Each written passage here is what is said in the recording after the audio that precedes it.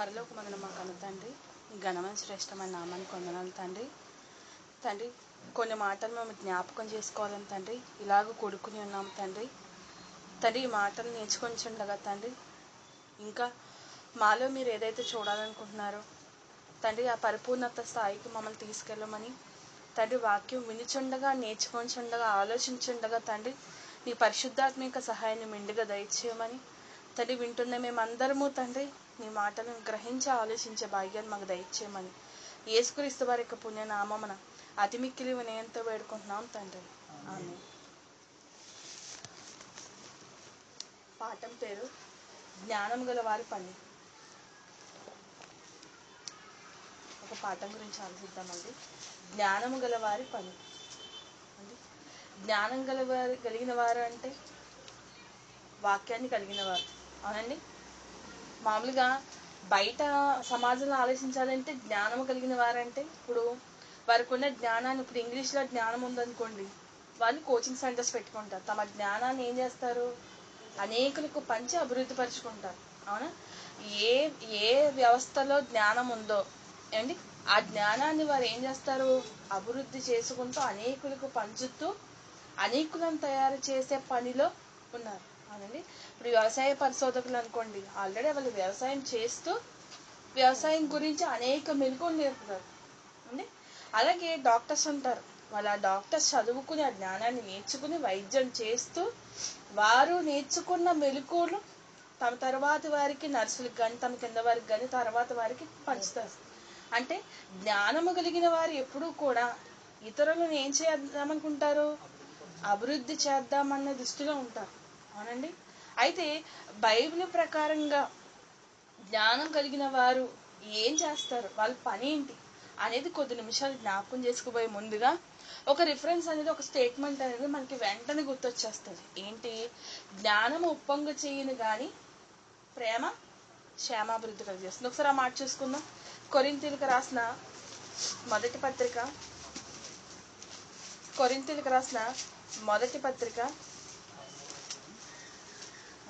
13వ అధ్యాయము. కొరింథీయులకు రాసిన మొదటి పత్రిక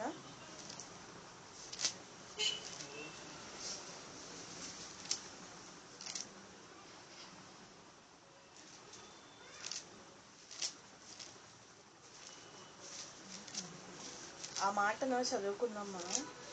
జ్ఞానము ఉప్పొంగు చేయను కానీ ప్రేమ క్షేమాభివృద్ధి కలుగజేస్తుంది అనే ఒక మాట మనకి కనిపిస్తుంది. ఆ మాటను జ్ఞాపకం చేసుకోబోయే ముందుగా మనం ఆలోచించవలసిన విషయం ఏంటంటే, ఎందుకు జ్ఞానం అనేది ఉప్పొంగు చేస్తుంది? కనిపించిందండి అన్నమాట.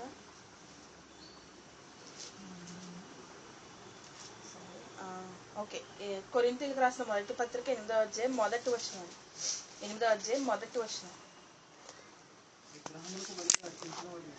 విగ్రహములకు బలిగా అర్పించిన వాటి విషయము మనమందరము జ్ఞానము గలవారమని ఎరుగుదుము. జ్ఞానము ఉప్పొంగ చేయను కానీ ప్రేమ క్షేమాభివృద్ధి కలుగజేయని అండి. ఈ పదాన్ని ఉపయోగించి, అంటే జ్ఞానం ఉంటే సరిపోదు, జ్ఞానం ఎక్కువైతే కనుక ఏమైపోతుంది? ఉప్పొంగు చేసేస్తుంది, అంటే దేవుని నుంచి తప్పించే విధంగా అయిపోతుంది అని చాలా మంది మాట్లాడతారు. కానీ ప్రియులారా, ఎప్పుడు కూడా మనం చదువుకునేటప్పుడు సందర్భానుసారంగా చదువుకోవాలి. పౌలు గారు మాట్లాడుతూ క్లారిటీ ఇస్తున్న విషయంలో ఏంటి? విగ్రహములకు బలి ఇచ్చిన వాటిలో మీ అందరికీ జ్ఞానం ఉంది. ఆ జ్ఞానం ఏం చేస్తుందంటే, డైరెక్ట్గా వెళ్ళిపోయి నువ్వు ఇది తిన్నావో ఇది తినకూడదు అని ఒక వ్యక్తిని ఏం చేస్తుంది?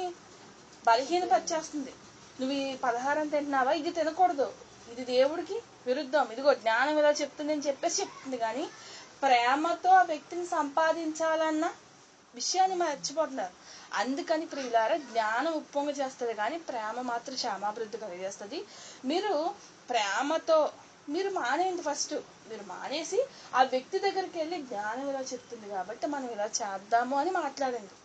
ముందు మీరు చెయ్యండి, తర్వాత మీరు చెప్పండి అన్నట్టుగా ఈ 8వ అధ్యాయం అంతా తీసుకెళ్ళి మాట్లాడతారు అండి. ఈ వాక్యాన్ని అక్కడ ఆపాదించడానికి కాదండి. జ్ఞానము కలిగిన వారు చెయ్యాల్సిన పని ఏంటంటే ఉప్పొంగు చేయడం కాదు.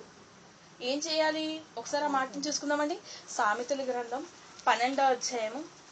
సామెతల గ్రంథము 11వ అధ్యాయము 30వ వచనం. సామెతల గ్రంథం 11వ అధ్యాయం 30వ వచనం.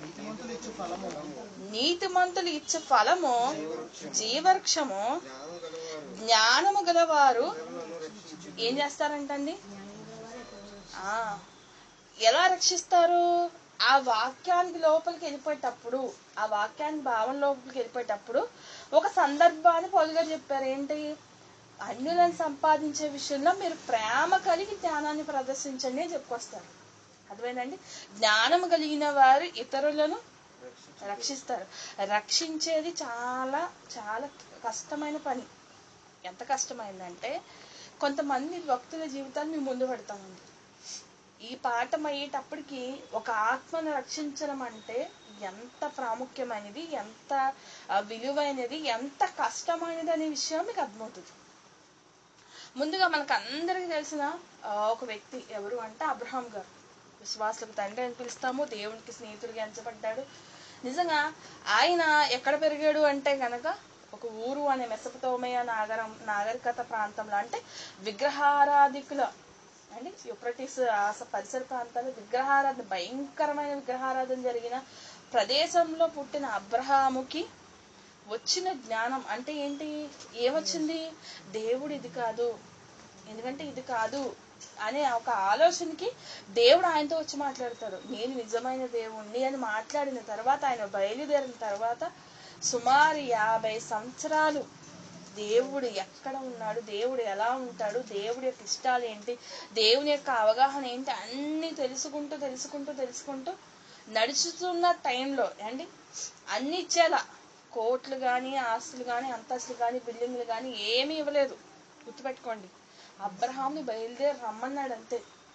రమ్మన్న తరువాత అతను నడుస్తున్న విధానం బట్టి ఏం చేశాడు? నా మాట వింటున్నాడు కాబట్టి ఇతను నేను ఆశీర్వదించాలి అని చెప్పేసి దేవుడు ఆశీర్వదించాడు. అబ్రహాం గారి స్టేట్మెంట్ కూడా ఏంటి? ఒకని వల్ల నేను ధనవంతున్నయ్యానన్న మాట నాకు రాకూడదు, ఎందుకంటే దేవుడు తప్ప నన్ను ఎవ్వరు చేయలేదు అంత అంటే తనకి ఇస్తుంది ఎవరో కూడా గ్రహించగలిగిన మనసుతో అబ్రహాం నడిచాడు. దేవుడితో నడవడం అదండి. అయితే ఈ అబ్రహాం గారు చేసిన పని ఏంటో మనం అందరం చాలాసార్లు చదువుకున్న ఒక మాట. ఆదికాండము 18వ అధ్యాయము 19వ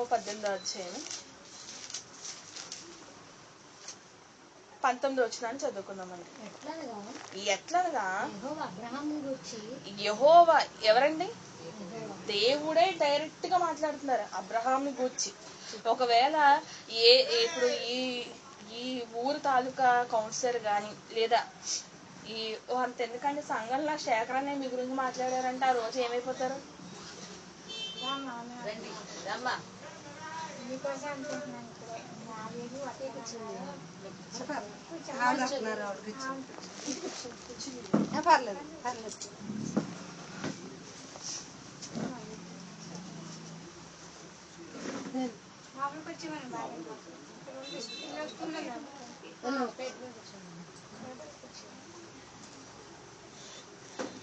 అండి ఒక కౌన్సిలర్ కానీ, లేదా ఒక ఎమ్మెల్యే గారు కానీ, లేదా ఈ లోకపు నాయకులు ఎవరైనా మాట్లాడితే మనం పొంగిపోతాం. స్కూల్లో టీచర్ క్లాస్ రూమ్లో మన గురించి మాట్లాడితే పొంగిపోతాం. కానీ ఈయన అలాంటి చిన్న వ్యక్తి కాదు అండి.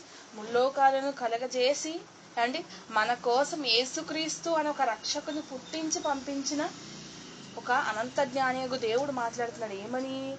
యెహోవా అబ్రహామును గూర్చి చెప్పినది అతనికి కలుగజేయినట్లు తన తరువాత తన పిల్లలను, తన ఇంటి వారును నీతి న్యాయములు జరిగించుచు యెహోవా మార్గమును గైకొనుటకు అతడు వారికి ఆజ్ఞాపించినట్లు నేను అతన్ని ఏం చేశాడంటండి?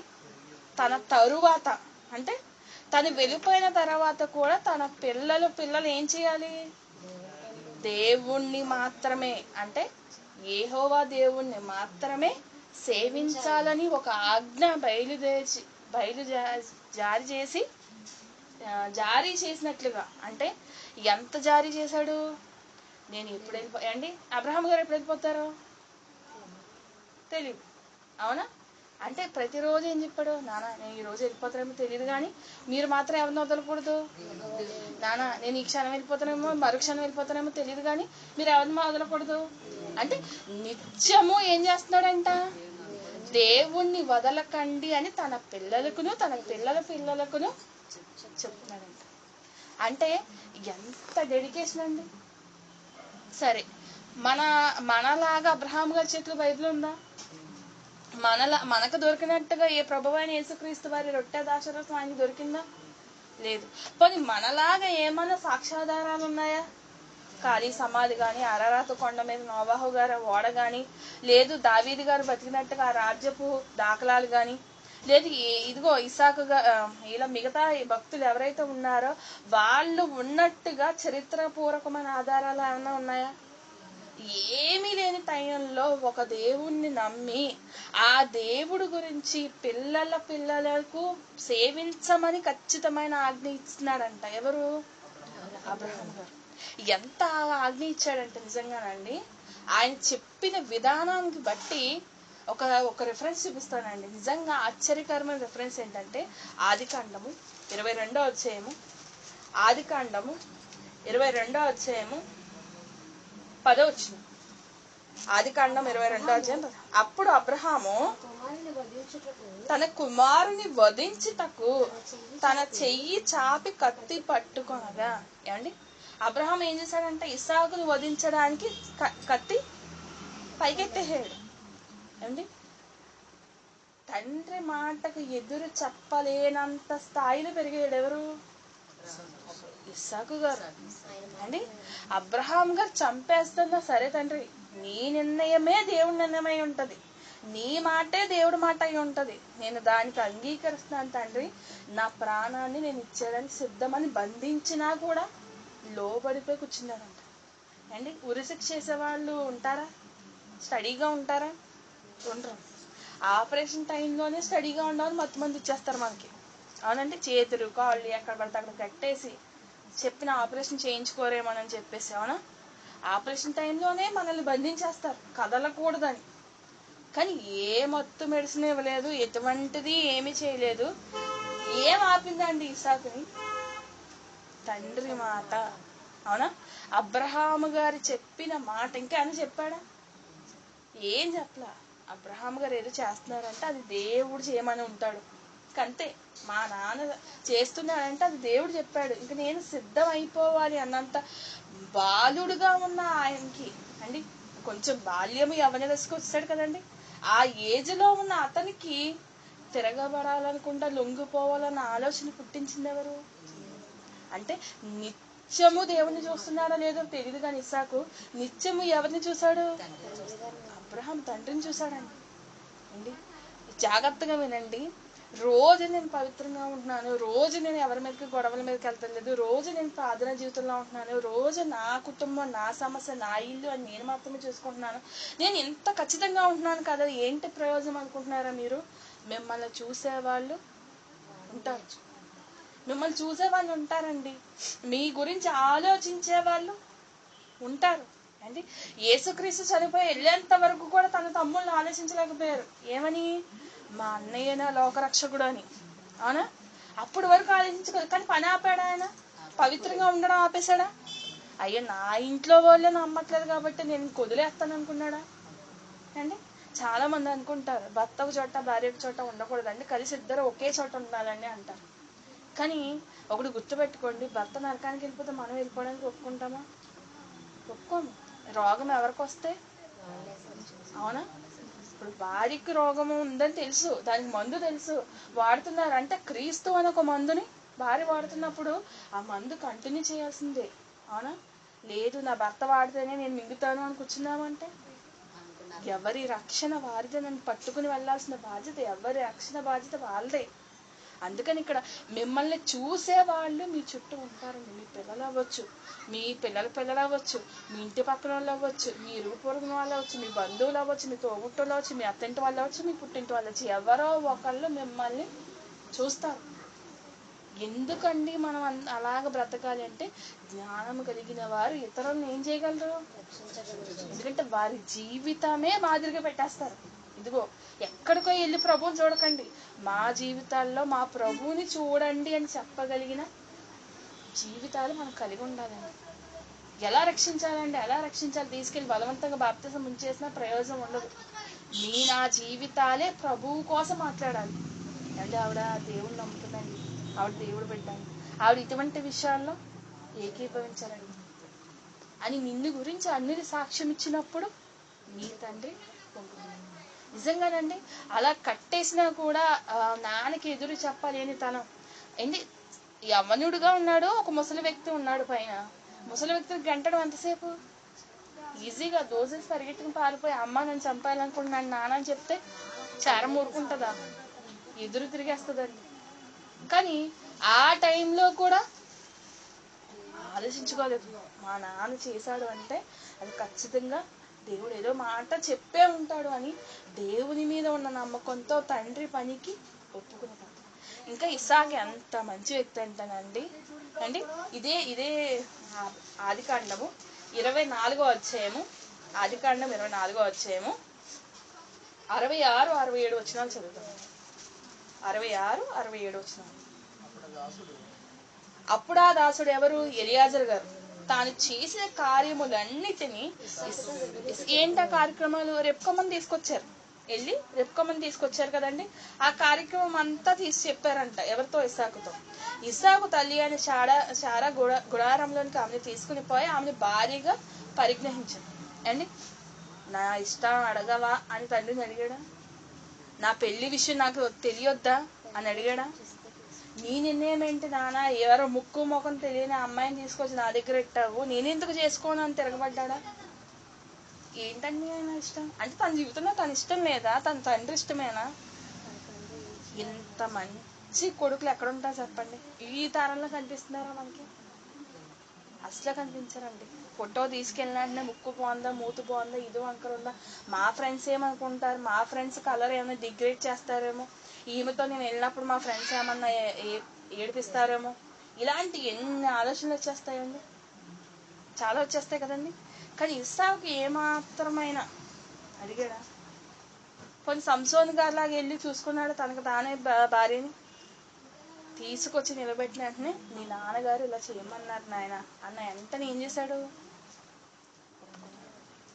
ఏమండి ఈ జీవితానికి దేవుడు ఏమని చెప్పుకున్నాడో తెలుసా? నేను ఇస్సాకు దేవుడని. ఎవరిని అడ్రస్ చేసుకుంటున్నాడండి? నా గురించి తెలియాలంటే మీరు ఇస్సాకు దగ్గరికి వెళ్ళండి అన్నాడు. సింపుల్ గా చెప్పాలంటే దేవుడు నేను ఎవరో తెలియాలి అంటే అబ్రహాము గారి దగ్గరికి ఎలా వెళ్తారో తర్వాత ఇస్సాకు దగ్గరకు కూడా వెళ్ళండి, నేనెవరో తెలుసు. ఎందుకని? ఇస్సాకు బ్రతికిన జీవితము దేవుణ్ణి చూపిస్తుందంట. అంటే విధేయత కలిగిన కుమారుడు, తన ఇష్టం కాకుండా తన తండ్రి ఇష్టము, తన తండ్రి మీద ఉన్న దేవుడి యొక్క ఇష్టాన్ని మాత్రమే నెరవేర్చిన ఒక వ్యక్తి. అంతేకానండి బైబిల్లో మీకు ఎక్కడైనా ఒక పదవి హైలైట్ గా కనిపిస్తుంది, దేవుని చిత్తము, దైవ చిత్తం అనే ఒక మాట ఉంటుంది చూసారా? దీన్ని ఎప్పుడు మర్చిపోకండి. ఎందుకంటే నీ ఇష్టాలు పనికిరావు, దేవుడి ఇష్టము నీ యందు నెరవేరాలని ఆయన చేతుల్లో పెట్టేసి వదిలేయండి. ఆయన ఏం చేస్తాడు తెలుసా? రెప్కమ్మ లాంటి చక్కని కన్యనిచ్చాడు. అవునా? ఎక్కడిని ఎదిగాడంటే పురుషుని కూడని ఒక అన్యురాలైన కన్యకంట. అన్యురాలు అంటే అసలు దేవుడే తెలియని ఒక అన్యురాలలో మంచి స్త్రీని నెతికి ఎవరి గురించి తెచ్చాడు? అదండి దేవుడు. ఎప్పుడైనా మన జీవితాన్ని దేవుడి చేతిలో పెట్టి మనం వదిలేస్తే ఆయన ఎంత గొప్పగా తీర్చుకుని వస్తాడో మనం ఎదురు చూడాలి. అంతే. మనం అనుకుంటాం తండ్రి అసలు ఏంటి చూడడానికి ఇలా ఉన్నారు, అది నా జీవితం ఏంటి తండ్రి, అయోమయంలో ఉంది, నేనేంటి తండ్రి ఇలా ఉన్నా. ఎప్పుడు వద్దండి. ఎందుకంటే ఒక విషయం చెప్తున్నానండి, అబ్రహాం గారికి గుడారాలు వేసుకోవడం, గుడారాలు తీయడం ఇదే పని కదండి. గుడారం వేసుకునేవాడు, కూర్చునేవాడు, ఏదో ఒకటి ఆపద వచ్చేది, తన వారిని తీసుకెళ్ళిపోయేవారు, మళ్ళా దేవుడు విడిపించేవాళ్ళు, మళ్ళా గుడారం తీసేవారు, మళ్ళా పరిగెత్తేవారు, మళ్ళా వేసుకునేవారు. ఇలాగే ప్రయాణం ఉంది. ఎప్పుడైనా అబ్రహాము చాలా ఊర్లు తిరిగాడు కదండి, చాలా మంది కోటలు చూసాడా లేదా? దేవుడు నాకు ఎందుకు ఒక ఇల్లు కూడా ఇవ్వలేకపోయాడని అనుకున్నాడా? దేవుడు నాకు ఎందుకు ఒక స్థిరమైన నివాసం ఏర్పాటు చేయట్లేదు, నన్ను ఎందుకు ఇల్లు లేని వాడిగా తిప్పుతున్నాడు అని అనుకున్నాడా? తన గురి ఎక్కడుంది? వాగ్దాన భూమి మీద ఉంది. నన్ను వాగ్దాన భూమికి నడిపిస్తా అన్నాడు కదా. నా కుమారుని ఏంటి వాగ్దాన భూమికి వెళ్ళక ముందు ఎవరు వచ్చాడని? ఇస్సాకు వచ్చాడు. వాగ్దాన భూమికి నేను భరోసాగా నేను ఇస్సాకునిస్తాను అన్నాడు. ఎందుకంటే నీ వాగ్దాన పుత్రుడు, నీ వాగ్దాన భూమి, ఈ రెండు ఎవరు అంటే మనకు తర్వాత క్రీస్తు వారుగా పరలోకానికి తీసుకెళ్లే ఒక సాదృశ్యంగా కనపడుతుంది. అంటే అబ్రహాము గారి జీవితంలో తన జీవితాన్ని ఏం చేశారు అంటే ఒక ఇస్సాకు అనే ఒక వ్యక్తిని కట్టడానికి తాను దేవుడి కోసం బతికాడు. అబ్రహాం ఎవరి కోసం బతికాడండి?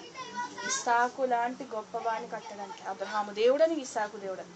సరే, ఇంతకన్నా ప్రాముఖ్యమైన ఒక మాటను కూడా చూసుకుందాం. ఆదికాండము 25వ అధ్యాయము. ఆదికాండము 25వ అధ్యాయము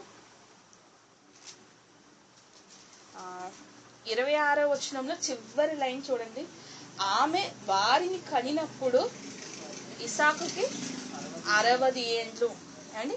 ఇస్సాకి పిల్లలు పుట్టేటప్పటికి 60 సంవత్సరాలు, పెళ్లి అయ్యేటప్పటికి 40 సంవత్సరాలు. ఓకే. ఆ చిన్నవారు ఎదిగినప్పుడు ఏశావు వేట యందు నేర్పరియే అరణ్యవాసిగా ఉండెను. యాకోబు సాధువై గుడారములలో నివసించుచుండెను. గుడారములలో నివసించేది ఎవరు? తాత. అవునా? తాత గుడారంలో నివసించేవాడు. ఎవరు? అబ్రహాం. అవునా? ఇప్పుడు సరే, ఒక చిన్న క్వశ్చన్స్ వేసుకుని మనం ముందుకెళ్ళిపోతాం. అబ్రహాం గారికి 100వ సంవత్సరంలో ఎవరు పుట్టారు? ఇస్సాకు. ఇస్సాక్కి 40 ఏట వివాహం అయింది. రెక్బమ్మ గారు వచ్చారంటే అబ్రహాం గారికి వయసు ఎంత? 140. అవునా? ఇస్సాకుకి 60 ఏళ్ళు వచ్చేటప్పటికి ఎవరు పుట్టారు? యాకోబు, యాషాబు. అప్పుడు అబ్రహాం గారి వయసు ఎంత? 160. అబ్రహాం గారు మొత్తం 175 సంవత్సరాలు బతికారు. అంటే 15 సంవత్సరాలు పిల్లల్ని పెంచాడు. ఎవరిని? ఇదే మాట అక్కడ రాయించాడు. అక్కడ 18వ అధ్యాయము 19వ వచనం మీకు చూపించాను కదా. వారి పిల్లలను ఆజ్ఞాపించాడు.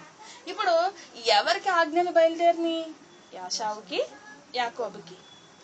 ఎవరు వాక్యాన్ని పట్టుకున్నారు? యాకోబు. సాధువై అని ఎందుకు రాయించాడు తెలుసా అండి? సాధువై అని ఎందుకని రాయించాడు?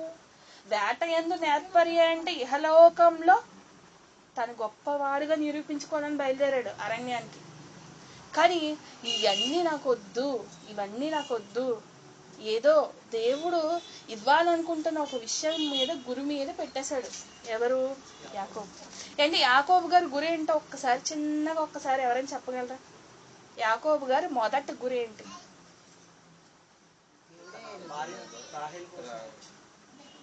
మొదటి గురి యాకోబు గారు సాధించాలనుకుంటున్న మొదటి లక్ష్యం ఏంటి? జ్యేష్ఠత్వం అండి. దానికోసమే కదండి బాబు కష్టపడ్డాడు. పాపం ఎంత కష్టపడ్డాడు అసలు. పుట్టిన కాంచి తన హృదయంలో అబ్రహాం చెప్పిన మాట నాటిపోయింది. ఏమని చెప్పుంటాడు అబ్రహాము?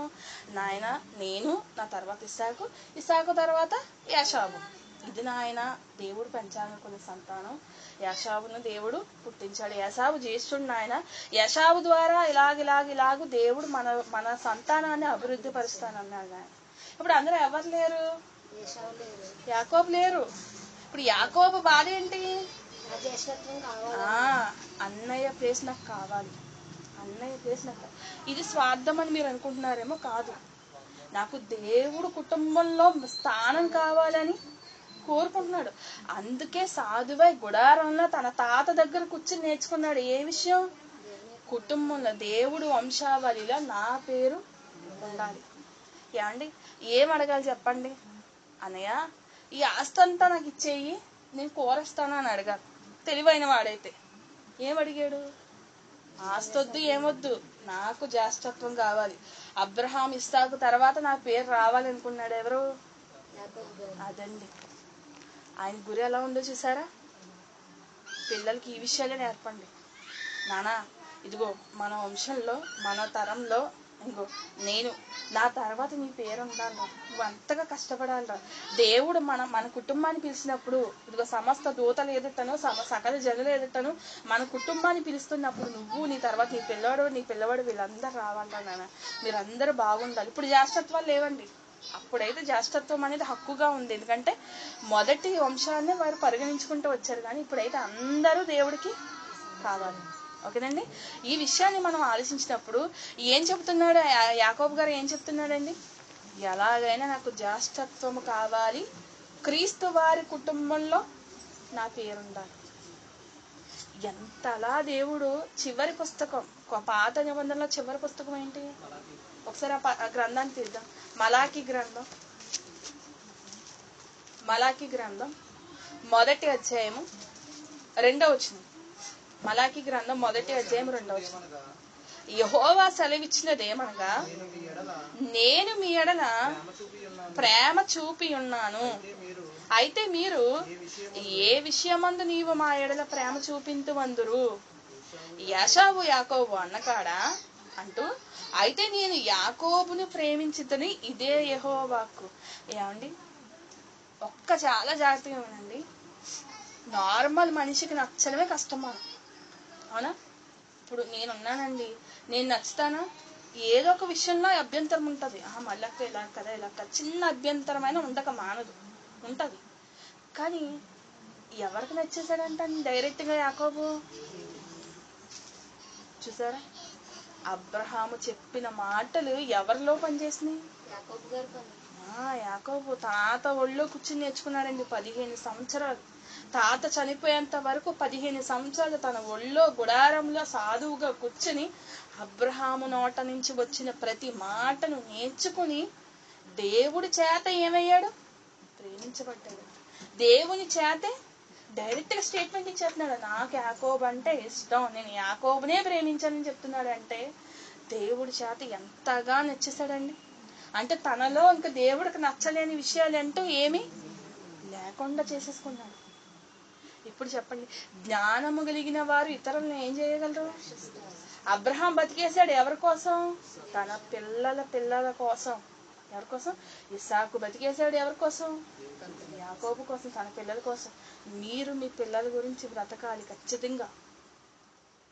మా అమ్మ ఇలాగా, మా నాన్న ఇలాగా అని మీ పిల్లలు మీరు ఉన్నా లేకపోయినా చెప్పుకుంటారు. అలా చెప్పుకోవాలి అంటే వాక్యాన్ని బట్టి బతకడం నేర్చుకోండి, లోకాన్ని బట్టి కాదు. నాన్న లోకంలో ఇలా ఉంది, కోడల్ని శుభ్రంగా దంచేస్తేనే కానీ అత్తగా కోడలు ఆరిందా తనని రాదు, అందుకని మీ భార్యను కొడుతున్నాను అన్నారనుకోండి, లోక తీరుని బట్టి అయితే ఒప్పుకోడు దేవుడు. అదే వాక్యాన్ని బట్టి రూతమ్మలా ప్రేమించండి, ఏమవుతారు? మా అమ్మ ఇంతలా చూసుకుంది అన్న విధానానికి వచ్చేస్తారు. అవును కదా, మా అమ్మ వాక్యాన్ని బట్టి ఇంతలాగా తగ్గించేసుకుంది. లోకంలో ఉన్న అమ్మలందరూ ఒకలా ఉన్నారు, మా అమ్మ ఒకలా ఉంది. అంటే వాక్యాన్ని బట్టి నిలబడుతుంది. అలాగే ఇప్పుడు అన్నదమ్ములు గొడవలు ఆడుకుంటారు కదండి. యాషావు యాకోబు కొట్టుకున్నారండి, చాలాసార్లు కొట్టుకున్నారు వాళ్ళు, అవునా? కానీ వాళ్ళందరూ చివరికి వచ్చి తమ్ముడు సాష్టాంగ నమస్కారం చేసిన వెంటనే అన్నయ్య ఏం చేశాడు? పరిగెత్తుకుని వచ్చి హత్తుకున్నాడు. ఎన్ని గొడవలు ఉన్నా. ఎందుకని? వారిలో కొద్దో గొప్ప వాక్యం ఉందండి. అందుకే దేవుడు అంటాడు, యాషావు సంతానాన్ని మీరు టచ్ చేయకూడదు అంటాడు. యాకోబు సంతానాన్ని ఎలా ప్రేమించాడో మీ యాషావును కూడా, ఎందుకంటే తనకి వాక్యం ఉంది కానీ నిలబడలేకపోయాడు. వాక్యం ఉన్న యాకోబు నిలబడ్డాడు, వాక్యం తెలిసిన యాషావు నిలబడలేకపోయాడు పాపం అండి. అందుకనే మీరు చాలా జాగ్రత్తగా ఉండి, మీ బ్రతుకులు ఇంకొకరికి ఏమవుతాయి? మాదిరి అయిపోతాయి. మీరు ఉన్నా లేకపోయినా మిమ్మల్ని తలుచుకున్న వెంటనే వాళ్ళు దేవుడి కోసం బ్రతికారు అన్న స్టేట్మెంట్ రావాల్సిందే అండి. జ్ఞానము కలిగిన వారు ఇతరులను ఎలాగ రక్షిస్తారు అంటే తమ జీవితాన్నే మాదిరిగా పెట్టి. సరే అండి, ఇప్పుడు వరకు కన్నబిడ్డల గురించి చెప్పారండి, కన్నబిడ్డలే గురించి మాత్రం చెప్పారు. మరి బయట వాళ్ళని కూడా రక్షించవలసిన పని ఉంది కదండి అని మీరు అంటే కనుక మరొక సందర్భాన్ని కూడా జ్ఞాపకం చేసుకున్నాం. సమూయేలు మొదటి గ్రంథము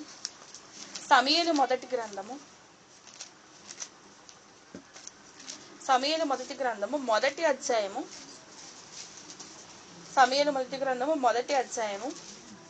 26, 27, 28 వచనాలండి. ఎవరండి మాట్లాడుతున్నారు? హన్న ఏలీతో మాట్లాడుతున్నారు. ఏమని? నా ఏలినవాడా, నా ఏలినవాని ప్రాణము తోడు నీ యొద్ద నిలిచి యెహోవాను ప్రార్థన చేసిన స్త్రీని నేనే. ప్రార్థన చేసేసి వెళ్ళిపోయింది. కానీ ఎన్ని సంవత్సరాల తర్వాత వచ్చిందంటే బాబు పుట్టి అతను పాలు మానేంత వరకు కూడా హన్నా రాలేదు చర్చికి వచ్చిన తర్వాత ఇదిగో యెహోవా దగ్గర నేను ప్రార్థన చేశాను అని తను ప్రార్థించిన విషయంలో ఒప్పుకొని కృతజ్ఞతలు చెప్పుకోవడానికి వచ్చింది. అందుకే కదండి మనం ప్రార్థించుకున్న తర్వాత ఏ కార్యక్రమం జరిగిన తర్వాత మనం ఏం చెప్తాం దేవుడికి? కృతజ్ఞతలు చెప్తాం. లేసి దేవుడు నా జీవితంలో ఇది చేశాడండి అని ఒప్పుకుంటాం. ఎందుకంటే యెహోవా కార్యములను ఒప్పుకోవడం అని స్తుతి చేయడం. అంటే స్తుతి అంటే ఏంటి? దేవుడు మన జీవితాల్లో చేసిన కార్యక్రమాలు లేసి బహిరంగంగా చెప్పాలి. అది స్తుతిలో భాగం అనమాట. స్తుతి స్తుతి స్తుతి అన్నంత మాత్రాన దేవుడు స్తుతించబడ్డు. నీ జీవితంలో దేవుడు చేసిన కార్యాన్ని లేచి నిలబడి చెప్పినప్పుడు మాత్రం ఆహా పలానా వాళ్ళ జీవితంలో దేవుడు ఎలా చేశాడా అంటే దేవుడు గొప్ప దేవుడు అన్న స్తుతి, నిజమైన స్తుతి అనేది ఎప్పుడు వెళ్తుంది దేవుడికి? నువ్వు నేను నోరు విప్పి మాట్లాడినప్పుడు. ఇక్కడ అదే చెప్తున్నారండి, నా ప్రార్థన చేసిన స్త్రీ నేనే, నీ బిడ్డను దయచేయమని యెహోవాతో నేను చేసిన మనవి ఆయన అనుగ్రహించెను, నాకు ఇచ్చాడు. నేను ప్రార్థన చేశాను, నాకు బిడ్డనిచ్చాడు. ఏమని ప్రార్థన చేసింది? కాబట్టి ఆ బిడ్డను యెహోవాకు ప్రతిష్ఠించుచున్నాను, తాను బ్రతుకు దినములన్నిటా వాడు. ఇప్పుడు చెప్పండి ఒక్క విషయం చాలా జాగ్రత్తగానండి. ఒక తల్లి వచ్చి ఒక స్టేట్మెంట్ చెప్తుంది, చచ్చినంత కాలం యెహోవాకు ఇతను బ్రతుకుతాడు. ఎంత కాన్ఫిడెంట్ గా చెప్తుంది. ఏంటండి ఆవిడ కాన్ఫిడెంట్? మనం వెళ్ళి ఎన్ని అబద్ధాలు చెప్తా అంటే, పిల్లల్ని స్కూల్లో జాయిన్ చేసేటప్పుడు మా పిల్లలు బాగా చదువుకుంటారు, చదివినా చదవకపోయినా ఏం చెప్తాం మనం? బాగా చదువుతాడండి. అసలు అన్ని విషయాల్లో మా పిల్లలు మంచి, మా ఇంటికాడ ఎలా చెప్తాడో మనకు తెలుసు, కానీ ఏం చెప్తాం అందరి ముందు? బాగా చదువుతాడండి మంచి. అలాగే చెప్పండి, ఎందుకంటే తనలో పాజిటివ్నెస్సే ఉండాలి, ఇంకా పాజిటివ్గానే ఉండాలి. అయితే ఈవిడ ఏం చెప్తుంది? తమ జీవితంలో సమూయేలు ఎలా బ్రతుకుతాడో స్టేట్మెంట్ ఇచ్చేస్తుంది. అంటే ఎంత ట్యూన్ చేసి ఉంటుంది తన కొడుకుని, ఎంత ట్యూన్ చేసింది. నాన్న పాలు మానేసిన తర్వాత ఇదిగో నువ్వు ఎక్కడ ఉండాలి?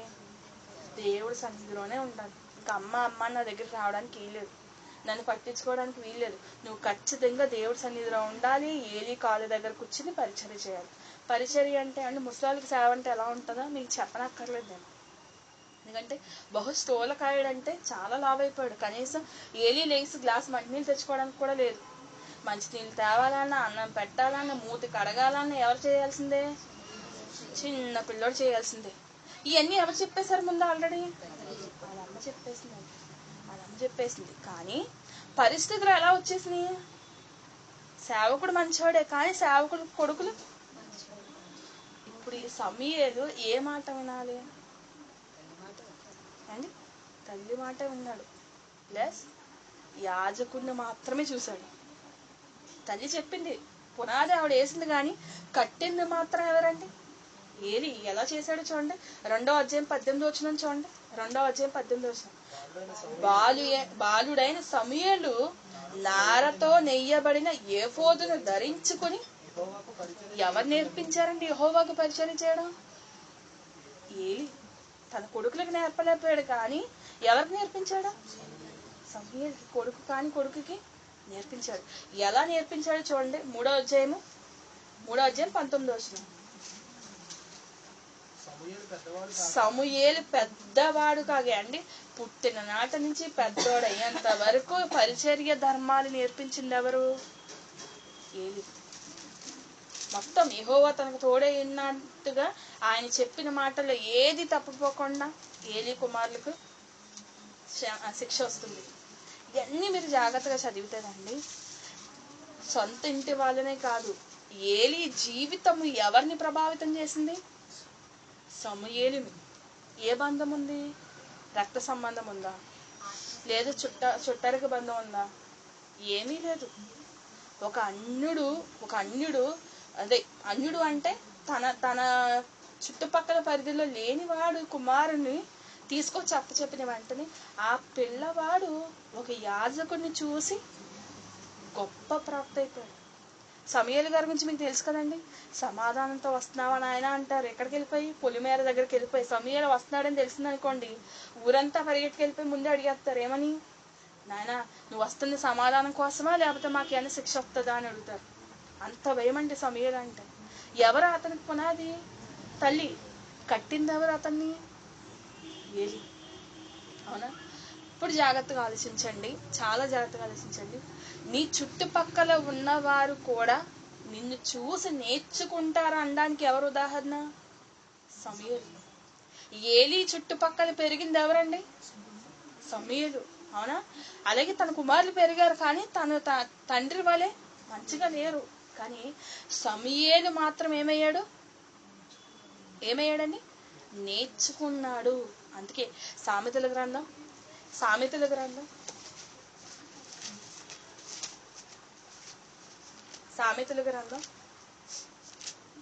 25వ అధ్యాయము, సామెతల గ్రంథం 25వ అధ్యాయం 12వ వచనం. బంగారు కర్ణభూషణం ఎట్టిదో, అపరంజి ఆభరణం ఎట్టిదో, వినువాని చెవికి జ్ఞానము గల ఉపదేశకుడు అట్టివాడు. అండి మనం బంగారపు కర్ణభూషణం అంటే ఇవన్నీ పెట్టుకున్నాం, నెక్లెస్ ఇవన్నీ పెట్టుకున్నాం. ఎలా ఉంటాం? చాలా అట్రాక్టివ్గా, చాలా అందంగా కనపడతాం. అపరంజి అది ఒక లోహంతో చేయబడిన అటువంటి మెరిసే దగదగ వస్తువులు పెట్టుకున్నా కూడా మనం ఎలా కనిపిస్తాం? చాలా అందంగా కనిపిస్తాం కదండి. ఇప్పుడు ఏమని మాట్లాడుతున్నాడు? వినువాని చెవికి జ్ఞానము గల ఉపదేశకుడు. ఇప్పుడు సమూయేలుకి ఎవరండి బంగారపు కర్ణభూషణం? ఏలి తన జీవితాన్ని చూసి, అంటే ఒక అలంకారంగా. ఇప్పుడు ఏలి జీవితంలో చూడాలి, క్షమించండి, సమూయేలు గారి జీవితంలో చూడాలి అంటే తన జీవితాన్ని అందంగా మార్చింది ఎవరు? ఏలి గారు. యాకోబు జీవితాన్ని అందంగా మార్చింది ఎవరు? అబ్రహాం గారు. ఇసాకు గారి జీవితాన్ని అందంగా మార్చింది ఎవరు? అబ్రహాం. ఇప్పుడు మీరు కూడా మారాలి కర్ణభూషాల్లాగా. మీ మాటలు విన్న తర్వాత మీ పిల్లలు కానీ, మీ చుట్టుపక్కల ఉన్న వారు కానీ, మీ తాలూకు వారు కానీ, మీరు ఎలాంటి వారిగా కనపడాలి? వారికి విలువైన వారిగా కనపడాలి. ఇది బంగారం అపరంజులు అంటే ఏంటి? విలువైన. ఆవిడ అలాగే చెప్తుందండి, ఏ మాట రాకూడదు. మీరు చెప్పారంటే అది వినాలి అన్నట్టుగా మీరు అంత అందంగా మారిపోవాలండి. అంత విలువైన వారిగా మారాలి అంటే మీ జీవితంలో ప్రభు ఉండాలి. ప్రభు ఉన్నప్పుడే పలానా చెల్లి చెప్తుంది కదా, పలానా సహోదరు చెప్తుంది కదా. ఎందుకంటే ఉపదేశకులు అంటే క్షమించండి, ఆలోచన చెప్పేవారు అనేకులు ఉండట శ్రేయస్కరం. అంటే ఆ చెల్లి ఇలా చెప్పింది కదా ఆలోచించాలి, ఆ అక్క ఇలా చెప్పింది కదా ఒక్కసారి ఆలోచించాలి. వినువాని చెవికి జ్ఞానముగా ఉపదేశించే ఉపదేశకుడు కూడా అట్టివాడే. అంటే ఒక విలువైనదిగా, సమాజంలో ఒక విలువైన వ్యక్తిగా ఉండాలి అంటే ఖచ్చితంగా యేసుప్రభు వారు నీ జీవితంలో ఉండాలి. ఆ హృదయంలో యేసుప్రభు వారు నిండిన తర్వాత నీ నోటంటే ఏమొస్తాయి? విలువైన మాటలే వస్తాయి. నీ మాటలు ఎవరు తీసేయలేరు. అలాంటి విలువైన మాటలు నువ్వు నేర్చుకోవాలి, వినాలి అంటే గనక జీవితాంత కాలము నువ్వు యేసు దగ్గర నేర్చుకోవాలి. మరియమ్మలాగా యేసుక్రీస్తు చెప్పుతున్న మాటను తన నోట నుంచి ఏమొస్తున్నాయని ప్రతి విషయాన్ని మనం ఏం చేయాలి? జాగ్రత్తగా నేర్చుకోవాలి. అండి ఇవన్నీ మీకు విన్నారు కదండి. ఒక స్త్రీ తన బిడ్డని ఎలాగైతే యెహోవాగా ప్రతిష్ఠ చేసిందో, స్త్రీ యొక్క జీవితాన్ని చూసి ఆ బిడ్డ ఎలాగైతే నేను నిర్ణయించేసుకున్నాడు తను కూడా యెహోవా దేవుని నేను పరిచర్య చేయాలని, తన యాజకుడు బతికిన తీరుని బట్టి తను నిర్ణయించేసుకున్నాడు నేను యెహోవా దేవుడి దగ్గరే ఉండిపోవాలని. అంటే నీ చుట్టుపక్కల ఉన్నవారు నిన్ను బట్టి ప్రభావితం అవుతున్నారనే విషయం ఖచ్చితంగా తెలుసుకోవాలి అండి. లాగి ఓడే ఊబులో పడిపోతే ఊబులోంచి ఎవరు తీసుకొస్తారు? అందుకని ప్రతి విషయంలోనూ నిలకడగా వాక్యాన్ని బట్టి నిలబడ్డం మనం నేర్చుకున్నామండి. కానీ దానియేలు గారు తన సహోదరులు, తన స్నేహితులు ఏం చేశాడు? జ్ఞానంగా చెప్పాడు. ప్రమాదం వచ్చిందన్న వెంటనే ఏం చేశారు? నలుగురు వెళ్ళిపోయి ప్రార్థన చేసేస్తారు. దేవా, పరలోకమున్న వాటినైనా, భూమి మీద ఉన్న వాటినైనా, మరుగుగా ఉన్న వాటిని నువ్వు మాత్రమే మాకు చెప్పగలిగిన దేవుడుగా ఉన్నావు, దయచేసి ఈ విషయాన్ని చెప్పు దేవా అని ప్రార్థన చేసిన వెంటనే సమాధానం వచ్చిందా లేదా? అందుకని ఖచ్చితంగా మీరు మీ పక్కన వాళ్ళతో ప్రార్థనా జీవితం కలిగి ఉండండి. ఖచ్చితంగా మీరు మీ పక్కన వాళ్ళతో వాక్యపు సందేశపు జీవితం, ఎందుకంటే అబ్రహాం గారు ఒళ్ళు ఎలాగైతే యాకోబు నేర్చుకున్నాడో మీరు కూడా వాక్యాన్ని ఎక్కువగా నేర్చుకోండి అండి. అయితే ఏ బంధము లేకపోయినా మనల్ని చూసి మారుతారంటే ఖచ్చితంగా మారుతారు. ఒక వ్యక్తిని చూపిస్తానండి. మత్తయి సువార్త చివరికి ఈ సందర్భాన్ని చూసుకొని మనం ముగింపులోకి వెళ్ళిపోదామండి. మత్తయి సువార్త 19వ అధ్యాయము 23వ వచనాన్ని ఒకసారి చదువుకుందాం. యేసు తన శిష్యులను చూచి ధనవంతుడు పరలోక రాజ్యంలో ప్రవేశించుట దుర్లభమని మీతో నిశ్చయముగా చెప్పుచున్నాను. అంటే ధనవంతుడు సూది వెజ్జంలా దూరడం కంటే ఒంటి దూరిపోవడం సులభం అని ఒక స్టేట్మెంట్ పాస్ చేశారంట. ఒక స్టేట్మెంట్ చెప్పిన వెంటనే రెస్పాండ్ అయ్యే పర్సన్ ఎవరు చూడండి. 26 వచ్చిన క్షమించండి 27 వచ్చిన ఎవరండి? ఎవరు రెస్పాండ్ అవుతున్నారు? పేతురు. ఏం ప్రశ్న అవుతున్నారు చూడండి. ఇదిగో మేము సమస్తమును విడిచిపెట్టి నిన్ను వెంబడించితిమే గనుక ఏంటండి ధనవంతులు చేస్తాడని ప్రభు అని ఇప్పుడు దాకా మేము మనసులో అనుకుంటుంటే దేవుడు ఏం చెప్పేశాడు స్టేట్మెంట్? అసలు ధనవంతుడుగా ఉంటే పరలోక రాజ్యం. పేతురు గారి హృదయంలో ఏముంది? నేను అయిపోతాను ఇంత నేను, ఎందుకంటే ఆల్రెడీ వాళ్ళకి సంపద వస్తుంది, ప్లస్ ఏమో ఆహారానికి లోటు లేదు, ఆరోగ్యం బాగోకపోతే యేసుప్రభు చేయేస్తే స్వస్థత వచ్చేస్తుంది, ఏమీ కొదువు లేదు. ఇంకా డబ్బే విషయంలో తన హృదయంలో ఒక ఆలోచన ఉంది. సమస్తాన్ని విడిచిపెట్టి వచ్చేసాం కదా, అన్నిటిని విడిచిపెట్టి. అంటే ఎవరైనా శిష్యులు ఎవరైనా కూడా యేసుప్రభు వారు లేచి తిరిగి పునరుద్ధానుడు అయ్యేంత వరకు పరిపూర్ణ విశ్వాసపు స్థాయి రాలేవారు. చిన్న చిన్న అనుమానాలు, గొప్పవాడు ఎవరని కొట్టుకుంటారు, ధనవంతులుగా అవ్వాలని కొట్టుకుంటారు. ఇదిగో దేవా, ఇదిగో ఏలికి మోషి ఏలియా వచ్చారా, అయితే మీకు ఇద్దరికి ఏం కొట్టేస్తాం, గుళ్ళు కట్టేస్తాం అంటారు. ఇంకా శిష్యులు ఇంకా పరిపూర్ణ స్థాయికి వెళ్ళకుండా ఏమని మాట్లాడతారు? మాకేం వస్తుంది అయ్యా అంటే, నీ దగ్గర ఉంటే మేము ధనవంతులు అవలేమా? నీ దగ్గర ఉంటే మాకు డబ్బు రాదా? అబ్రహామును ఆశీర్వదించేసావు, యోబును ఆశీర్వదించేసావు, ఇసాకును ఆశీర్వదించేసావు, ఎక్కడ తవ్వితే అక్కడ నీళ్ళు వచ్చేసినాయి. ఎంతలా ఆస్వాదించింది దేవా, మాకు మాత్రం ఏమొస్తుంది? అంతే కదండి ఆ ప్రశ్న భావం. ఏమడిగారు? ధనవంతుడుగా నేను అవ్వనా అన్నట్టుగా ప్రశ్న అడిగాడు. ఇదే పేతురు గారు ఏం చెప్తున్నారు? అపోస్తుల కార్యాలు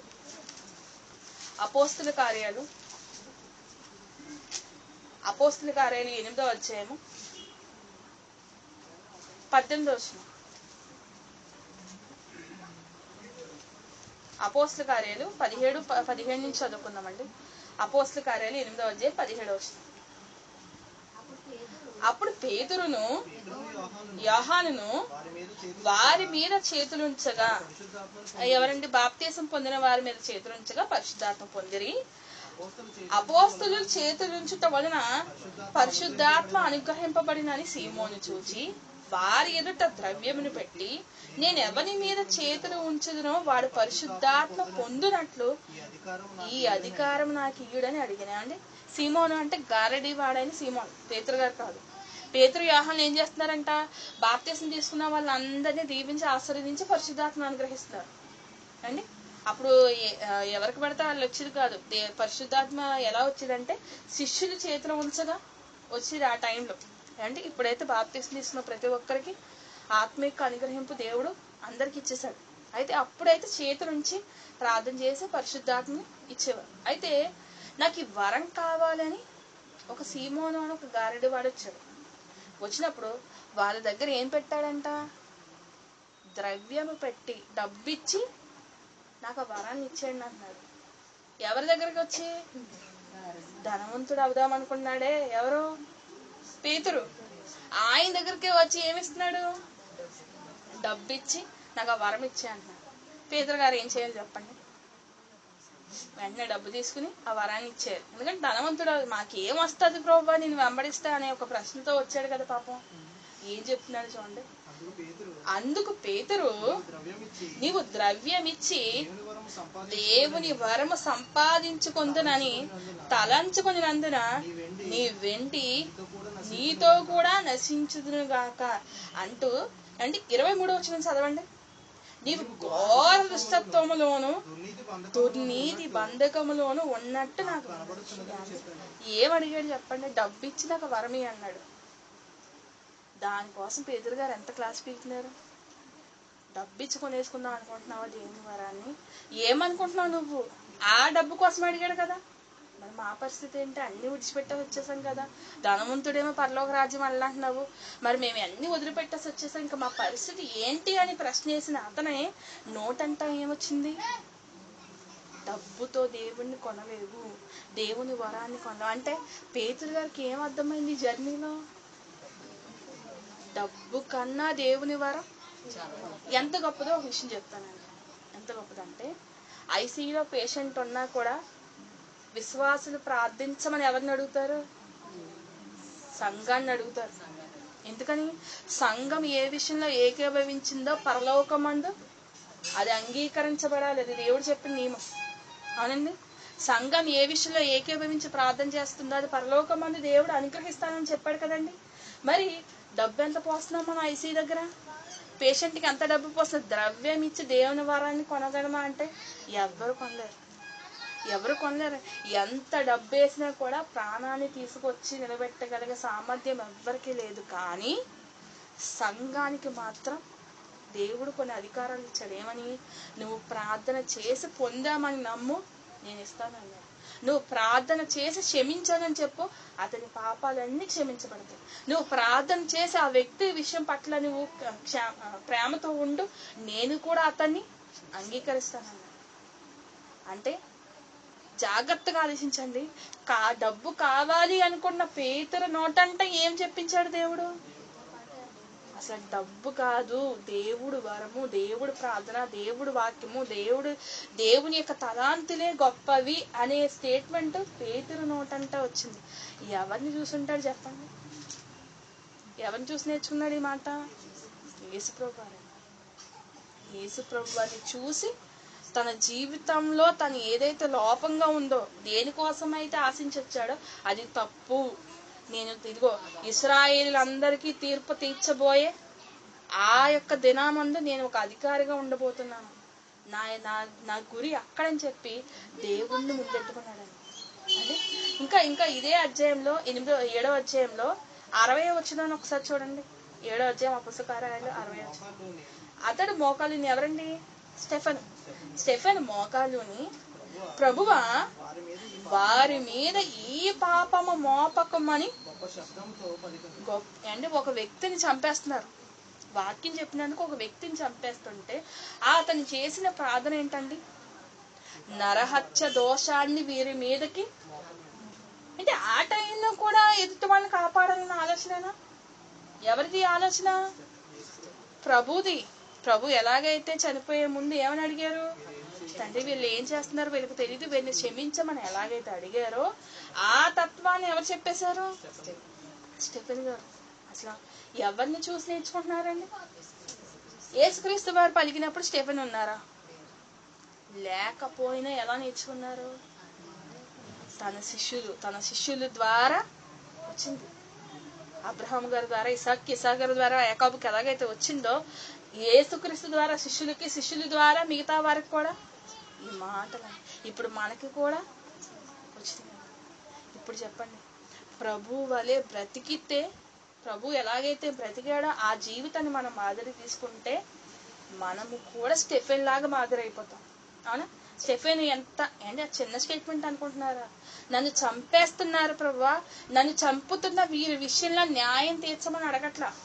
నన్ను చంపేస్తున్నారు ప్రభువా, ఇదిగో నా జీవితాన్ని అర్ధాంతరంగా ముగించేస్తున్నారు ప్రభువా, వీళ్ళందరినీ శిక్షించమని అడగట్లా. ఏమంటున్నాడు? ఈ పాపము మోపకమని గొప్ప శబ్దం అంటే ఇంకా ప్రాణం పోయే ముందు తన ప్రార్థన ఏంటి అంటే, దయచేసి వారిని. అంత స్థాయికి మనం వెళ్ళాలండి. మన జీవితంలో అంత హై లెవెల్కి వెళ్ళిపోతే మన జీవితంలో మాదిరికరమైన బ్రతుకులు మనకు వస్తాయి. ఇప్పుడు చదవండి సామెతల గ్రంథం 27వ అధ్యాయము. సామెతల గ్రంథం 27వ అధ్యాయము. సామెతల గ్రంథం 27వ అధ్యాయము 17వ వచనం. ఇనుము చేత ఇనుము పదునగును. అంటే కత్తి పెట్టని సానబెట్టడానికి వజ్రాన్ని తీసుకొస్తే అవుతుందా? మరి ఏం తేవాలి? మళ్ళీ ఐరనే. అవునండి, ఐరన్ వస్తువు మీద వాడు సానబెడితే అవుతుంది. అవునా? అంటే సానబెట్టడానికి ఇనుము చేత ఇనుము పదునగును. నువ్వు బాగుంటే నీ పిల్లలు కూడా పదునెక్కుతారు. నువ్వు బాగుంటే నీ చుట్టుపక్కల వాళ్ళు కూడా పదునుగా ఉంటారు. అంటే ఏంటి? అంటే పదునవడం అంటే ఏంటి? నీ వలే దేవుడి కోసం బ్రతకాలన్నట్టుగా మారిపోతారు. అలా మారాలి అంటే అట్లు ఒకడు తన చెలికానికి అంటే చెలికానికి అంటే తన దగ్గర ఉన్న వ్యక్తికి వివేకం పుట్టిస్తాడు. కాబట్టి మీ బ్రతుకులే ఏమవుతాయి, మరో వ్యక్తికి బోధగా మారుతాయి. కాబట్టి మీ టైంలో నన్ను చూస్తున్నారే, నేను తీసుకుంటే అనుకోకండి అండి. మనకు ఉంటుంది కదా, పిల్లి పాలు తాగుతూ నన్ను ఎవరో చూడట్లేదు అనుకోండి. మనం కూడా అంతే, కొన్నిసార్లు పాపాలు చేస్తే ఇది ఏం పర్లేదు అనుకుంటున్నారేమో, కానీ దేవుడు ఏమన్నాడు, రహస్యమైనది ఏది బయలుపరచక ఉండదు అంటే ఖచ్చితంగా నేను చెప్పేస్తాను అంటున్నాడు ఒకరోజు అండి. ఇప్పుడు ఉదాహరణకి నేను ఏదో చేస్తాను, అది ఎవ్వరికి తెలియదు, నా మనస్సాక్షికి తప్ప ఎవ్వరికి తెలియదు. కానీ ఒకరోజు పునరుద్ధారణ దినమందు ఏం చెప్తాడు దేవుడు, పలానా రోజు నువ్వు ఇలా ఆలోచించావు కదా, పలానా రోజు నువ్వు ఈ ఆలోచనతో నువ్వేం చేసావు, పాపం చేశావు కదా. చేసేయడం కాదండి, ఇప్పుడు నేను వచ్చి ఈవిని కొట్టేయక్కర్లేదు, నన్ను ఇంత మాట అంటుందా అసలు ఈవిడ నాశనం అయిపోతే బాగుండని నేను అనుకున్నాను అనుకోండి మనసులోనే, నేను ఏమైపోతాను, నేను మహాసభకు లోనైపోతానంట. అంటే దేవుడు నన్ను ఆ రోజు తీసుకొచ్చేస్తాడు, పలానా రోజు ఆవిడ ఎందుకు నువ్వు ఇలాగ అనుకున్నావు మనసులో, నువ్వు ఎందుకు అలా తిట్టుకున్నావు నువ్వు మనసులో, నువ్వు ముందు వచ్చి సమాధానం చెప్పని ఎక్కడి నుంచో పెడతాడు, పునరుద్ధానం అంది. అప్పుడు దాకా ఎన్ని సువార్తలు చేసి ఎన్ని వాక్యాలు చెప్పి ఎంతగా నేను దేవుడి కోసం కష్టపడినా ఆ ఒక్క మాట మాత్రం అబ్రహాము గారి దగ్గర తల ఉంచుకుని చేస్తుంది, ఇసాక్ గారి దగ్గర, మొత్తం అందరు నీతిమంతుల దగ్గర నన్ను తల ఉంచుకుని చేసేది ఏంటి, ఆ రోజు పలానా వ్యక్తి నేను ఇలా అనుకున్నాను. కాబట్టి ఈ రాత్రికాల సమయంలో మీ హృదయంలో ఇలాంటివి ఏమన్నా ఉంటే దేవుడి దగ్గర ఒప్పుకోండి. తండ్రి, పొరపాటు నేను ఏదో చేసి ఉంటానేమో, ఆ పొరపాటుని క్షమించి ఇక్కడి నుంచి నన్ను క్రీస్తు వలె ఇనుము వలె పదునెక్కించండి, నేను క్రీస్తు వలె బ్రతకాలి, అనేకుల్ని బ్రతికించాలి, ఇతరులను జ్ఞానము కలిగిన వారు ఇతరులను అలాగూ నా జీవితాన్ని మార్చండి తండ్రి. మీరు ఎన్ని ప్రసంగాలు చేయక్కర్లేదండి, గుర్తుపెట్టుకోండి, మీరు లేచి ప్రసంగాలు చేయనక్కర్లేదు, మీరు లేచి ఎక్కువగా వెళ్ళి కరపత్రికలు పనిచేయని అవసరం లేదు, ఏం చేయనక్కర్లేదు. జాగ్రత్తగా అబ్రహాం గారిలా బ్రతకండి. బ్రతికారు అంటే మిమ్మల్ని బట్టి మీ పిల్లలు పిల్లలు పిల్లలు పిల్లలు మారిపోతారు అండి. అలా మారాలి అంటే మీ జీవితంలో ప్రతి క్షణము కష్టపడాలి. ఎంత కష్టపడాలి అంటే బైబిల్లో ఒక వండర్ఫుల్ మాట ఉంటుంది, ఏంటంటే పాపముతో పోరాటంలో మీరు రక్తం కారిపోవాలంటాడు పౌలు గారు. అంటే అర్థం ఏంటి, అసలు పాపం చేయడానికి వీల్లేదు, కానీ నీ రక్తం అని నువ్వు చిందించేయి, ఆఖరికి చావు దాకా వెళ్ళిపోగాని పాపాన్ని మాత్రం ఒప్పుకోకు. అది ఎంత భయంకరమైన పాపం దగ్గరికి తీసుకెళ్ళిపోయినా కూడా నువ్వు చావుకు సిద్ధమైపోవాలి తప్ప అది మాత్రం నిన్ను ఏలకూడదు అంటున్నాడు. అంతగా కట్టుబడండి. ఎందుకు కట్టుబడుతున్నాం అనేది మీ మనసాక్షిలో ఈ రోజు నిర్ణయించుకోండి. ఎందుకంటే హన్న ఎలా నిర్ణయించుకోండి, ఆ బిడ్డను చూసి యెహోవాకు ప్రతిష్ఠుడు అంతే, ఇంకా ఫైనల్. ఇంకా దానికి ఇప్పుడు మీరు ఈ రాత్రి కాలం అందు నేను నా బిడ్డల కోసం కాదు, నా భార్య కోసం కాదు, నా భర్త కోసం కాదు, నేను దేవుడి కోసం నిర్ణయించుకుంటున్నాను, నేను ఈ కాంచి దేవుని తత్వాన్ని కలిగి నివసిస్తాను, దేవుని కోసం ఉంటాను. ఎందుకని ఈ మాటను చెప్తానంటే దేవుడు ఎక్కడున్నాడండి, పరలోకమందు ఉన్నాడా లేదండి, ఓకే. మనం ఎక్కడికి వెళ్ళాలి, పరలోకం. ఇప్పుడు చాలా జాగ్రత్తగా ఉండండి, అమెరికా వెళ్ళాలంటే ఖచ్చితంగా అమెరికా వీసా ఉండాలి, అంటే అమెరికా గవర్నమెంట్ ఒప్పుకోవాలి, నువ్వు రా బాబు ఒప్పుకుంటున్నాను, నీకు నీ మీద ఎటువంటి నేరాలు లేవు, నీ మీద ఎటువంటి ఇబ్బంది లేవు, కాబట్టి మా దేశంలో వచ్చి తిరుగు, ఇబ్బంది ఏం లేదు అని అమెరికా నిన్ను ఏమని చేయాలి, ఒప్పుకోవాలి అనండి. అలాగే ఏ దేశమైనా ఒప్పుకుంటేనే కానీ, అదే వీసా అంటారు, ఒప్పుకుంటేనే కానీ ఆ దేశానికి అనుమతించరు. ఎంత పాస్పోర్ట్లు ఎన్ని వెరిఫికేషన్లు ఎన్ని ఉన్నా కూడా వీసా రావాలి ఖచ్చితంగా, అది వస్తేనే నిన్ను అలౌ చేస్తారు తిరగడానికి, అవునా. ఇప్పుడు దేవుడు పరలోకానికి వెళ్ళాలి అంటే వీసా ఏంటి, పరిశుద్ధత ఉంటే నిన్ను తిరగమంటాడు ఆయన లోకల్లో. పరిశుద్ధత లేదంటే ఆయన లోకానికి రావడానికి ఒప్పుకోడు. చివరికి మాటలు చూసుకుని ముగించుకున్నాం, మీకు అందరికీ తెలిసిన మాట, హెబ్రీయులకు రాసిన పత్రిక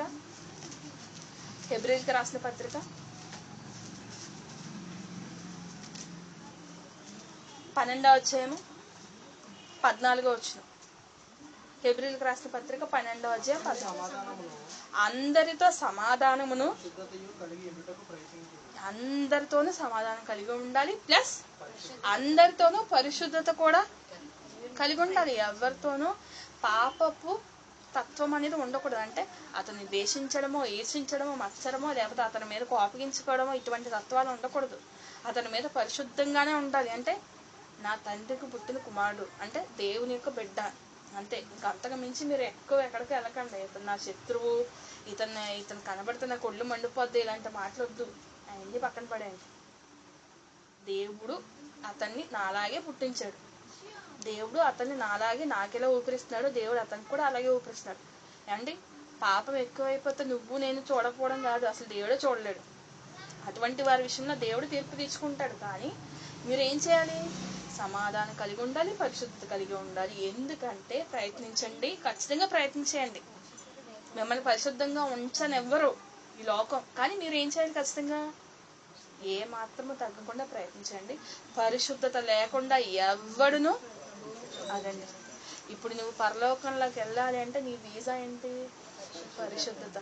అది ఎక్కడ నేర్చుకోవాలి? అక్కడికి వెళ్ళాక నేర్చుకుందామంటే కుదరదు. ఎక్కడ ఉండగానే ఏంటంటే భారతదేశంలో ఉండగానే అమెరికా వీసా ఎక్కడికైతే ఇలాగ ఒక లెటర్ వస్తుంది కదండి, నువ్వు రా బాబు అని. అలా రావాలి, లెటర్ రావాలి అంటే నీ మీద ఏ నేరము ఉండకూడదు. అమెరికా వాళ్ళు ఒకవేళ గన్ కేసులో కనుక నేను కేసు రిజిస్టర్ అయిందనుకోండి, నా మీద ఎంక్వైరీ వేస్తారు, పాస్పోర్ట్ ఎంక్వైరీ చేస్తారు. ఒకవేళ పోలీస్ వెరిఫికేషన్లో కనుక నా మీద ఒక కేసు ఉందని తెలిసిందనుకోండి, నన్ను రమ్మంటారా? దేవుడు కూడా నేను ఎంక్వైరీలోనే పెట్టాడు. ఏ ఎంక్వైరీ? జీవిత కాలపు ఒక ఎంక్వైరీలో పెట్టాడు. ఈ ఎంక్వైరీలో నీ మీద ఏ నేరము లేకపోతేనే పరలోకానికి నీ ఎంట్రీ.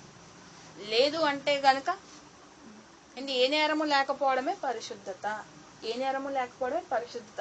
ఈ పరిశుద్ధత ఉంటేనే దేవుడి సమాజంలో నువ్వు దేవుడుగా బతుకుతావు. ఎంత విచిత్రం అంటే ఒక చిన్న ఎగ్జాంపుల్ చెప్పేసి ముగించేస్తాను. ఇక్కడ ఉన్నట్టుగా ఇల్లు ఆక్రమించుకోవాలన్న స్వార్థ బుద్ధి, ఎవరైనా బాగుంటే చూడలేని బుద్ధి, ఇవన్నీ మనకు ఉంటే పరలోకానికి వెళ్ళాం అనుకోండి, పౌలు గారు మనకన్నా ముందున్నారంట, నాకన్నా మంచి కిరీటం ఇచ్చేస్తాడు ఇతనికి అని అక్కడ కూడా గొడవలు పెట్టామండి మనం. ఏంటి అబ్రహాం గారికి ముందు వరుసలో కూర్చుంటే అబ్రహాం గారికి అంత విలువైన వస్త్రాలు ఇచ్చి నన్ను ఎక్కడో వెనకాల కూర్చోబెట్టాడని అక్కడే గొడవలు పెట్టేస్తాను. అందుకని ఈ చెడ్డ వాటిని అన్ని ఇక్కడే వదిలితేనే అక్కడ కూర్చుంటారు. కాబట్టి మంచిగా ఉండండి. దేవుడి యొక్క క్రీస్తు యొక్క లక్షణాలు కలిగి జ్ఞానము కలిగిన వారి పని ఏంటండి? ఇతరులను రక్షించడం. అది ఎలాగో రక్షించాలి ఇప్పుడు వరకు మనం మాట్లాడుకోవాలి. మన జీవితాల ద్వారా, మన పరిశుద్ధత ద్వారా మనం రక్షించగలం. నువ్వు నేను బ్రతకాలి. మనం బ్రతికితే మన జీవితం సరే. మీరందరికీ ఒక ప్రశ్న, అబ్రహాముని ఎంతమందిని చూశారు? అబ్రహాముని ఎంతమంది చూశారు ఇక్కడ కూర్చున్న వాళ్ళ? ఇస్సాకుని ఎంతమందిని చూశారు? వాళ్ళు ఎక్కడ బతికారు? ఎక్కడో అరబిక్ కంట్రీలో ఎక్కడో బతికారు. ఎక్కడ మాట్లాడుకుంటున్నావు? నువ్వే ఇక్కడ బ్రతుకు జపాన్లో నీ గురించి మాట్లాడిస్తాడు. నువ్వే ఇక్కడ బ్రతుకు అమెరికాలో నీ గురించి దేవుడు మాట్లాడిస్తాడు. అర్థమవుతుందండి? మీరు బ్రతకండి, స్టార్ట్ చేయండి దేవుడి కోసం. మీ బ్రతుకు దేవుడు ఎక్కడికి తీసుకెళ్ళి మాట్లాడించాలో అక్కడ వరకు తీసుకెళ్ళిపోతాడు. అంత స్థాయికి తీసుకెళ్ళేంత వరకు కూడా మనం నమ్మకంగా ఉండాలి. కాబట్టి జ్ఞానం కలిగిన వారి పని ఏంటండి? ఇతరులను రక్షించాలి. దేవుడు ఇచ్చిన పని ఇదే. అంటే మీకు మీరు జాగ్రత్త కలిగి ఉండడమే ఇతరులను రక్షించే మొదటి పని. కాబట్టి ఈ విషయాలన్నిటినీ మీ మదిలో దాచుకుని దేవుణ్ణి ఎల్లప్పుడూ స్మరించుకుంటూ విసుగక ప్రార్థన చేస్తూ దేవుణ్ణి గోచాడండి. తండ్రి, నాలో ఇంకా ఏమన్నా కావాలా, ఇంకా లోపం ఉందా, ఇంకా నేను మారాలా, నాలో ఏ నేరము కనపడకూడదు తండ్రి, ఇటువంటి లక్షణం నాకు ఇవ్వండి తండ్రి అని ఈ రాత్రికాల సమయంలో మీరు నిర్ణయాలు తీసుకుని బ్రతకడం స్టార్ట్ చేయండి. మీ జీవితము ఆయన ఆధీనంలోకి వెళ్ళిపోద్ది.